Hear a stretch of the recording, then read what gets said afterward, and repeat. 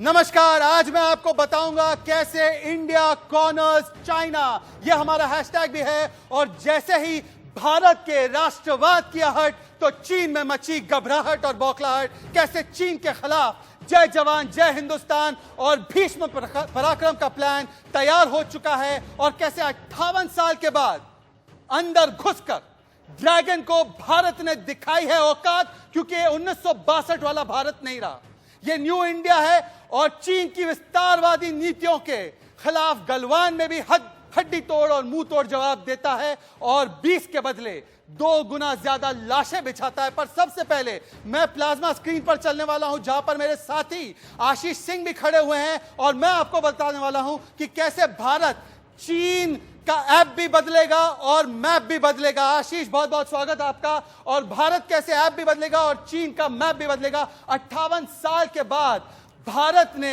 चीन के ड्रैगन को दिखाई औकात। अगले पॉइंट की तरफ चलते हैं कि किस तरीके से, मुझे बताइए, पैंगोंग में चीन के 500 सैनिकों को भारत ने खदेड़ा। आशीष, बिल्कुल शहजाद, और ये जो गोला दिख रहा है इसके ठीक साउथ साइड में, मतलब दक्षिणी किनारे पे पैंगोंग से लेके 29 की रात को इंडियन आर्मी ने कई ब्रिजेस जो होते हैं, जो वेंटेज पॉइंट्स होता है, जो ऊंचा इलाका होता है, उसे कैप्चर कर लिया। और वो 500 सैनिकों को, चीन के कम से कम 500 सैनिकों को भगाए बिना पॉसिबल नहीं हो सकता था। तो पहले 50 मारे 15 जून को, और अब 500 भगाए। और इस तरह से इंडियन आर्मी के स्पेशल फ्रंटियर फोर्स के, जो कि रॉ के डायरेक्ट अंडर में आता है, डोगरा रेजिमेंट 6 ने कैप्चर किए। और चुमार में पीएलए की घुसपैठ की कोशिशों को 3 बार नाकाम किया। आशीष, वो इसलिए क्योंकि चुमार, जब इंडियन आर्मी ने बहुत सारे पोजीशंस, ब्लैक टॉप, रेजिंगला प्लास, ऐसे बहुत सारे पोजीशंस को कैप्चर कर लिया, उसके बाद में चीन कोशिश कर रहा था कि वो कुछ और पोजीशंस को कैप्चर कर लिए, लेकिन वो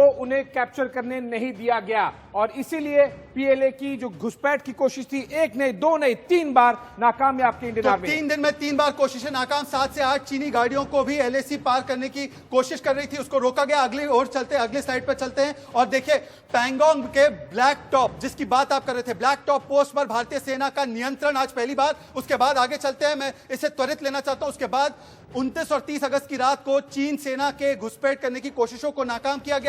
और उसके बाद अगर हम देखें कि किस तरीके से जवाबी कार्रवाई में, अब मुझे यह बताइए, भारत ने ब्लैक टॉप पर कब्जा भी किया और उसके अलावा जो उनके वहां पर सामग्री रखी गई थी, अगले स्लाइड की ओर अगर हम चलेंगे तो उनके जो भी उनके सर्वेलेंस इक्विपमेंट थे, उपकरण थे, उसको भी हटाने का काम किया। आशीष, इसके ये किए बिना आप कंटिन्यूस कैप्चरिंग कर नहीं सकते थे। और क्योंकि हमने कैप्चर कर लिया था, तो उनके जो कंटिन्यूस मॉनिटरिंग करने वाले सिस्टम थे, चाहे वो सीसीटीवीज हो या फिर satellite equipped satellite linked equipments हो, उन सबको डिस्ट्रॉय किया गया, ताकि हम कैप्चर किए हैं, कहां किए हैं और क्या कर रहे हैं कैप्चरिंग के बाद में, वो उन्हें ना दिखाई। अच्छा आशीष, मैं बताना चाहता हूं कि जो कांग्रेस ने गवाया उसे मोदी ने कैसे पाया, और ब्लैक टॉप दरअसल उसकी अहमियत मैं बताना चाहता हूं। ये मैंने मैप बनाया है। पहले मैं चाहता हूं आशीष, बड़े हमें बताइए कि ये ब्लैक टॉप पर चीन के कई सालों से काली नजर क्यों रही थी, इसका स्ट्रेटेजिक इंपॉर्टेंस क्या है?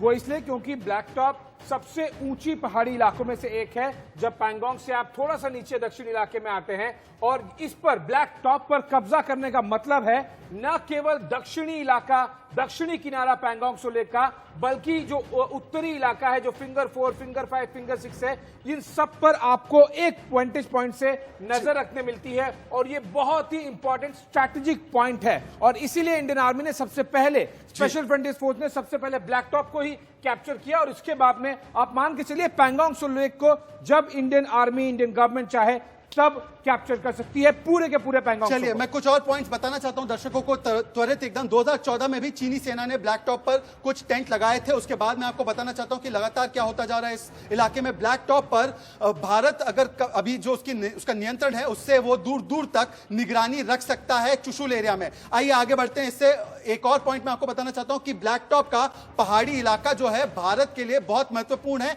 क्योंकि उससे स्ट्रेटेजिक एडवांटेज जो आशीष बता रहे थे वो मिलती है। अगला स्लाइड जो है वो ये बताता है कि इस इलाके पर भारत और चीन दोनों का ही आधिकारिक तैनाती नहीं थी ना अब तक। बिल्कुल, क्योंकि वो ग्रे एरिया में था। वो जो डिस्प्यूटेड एरिया था उसमें था।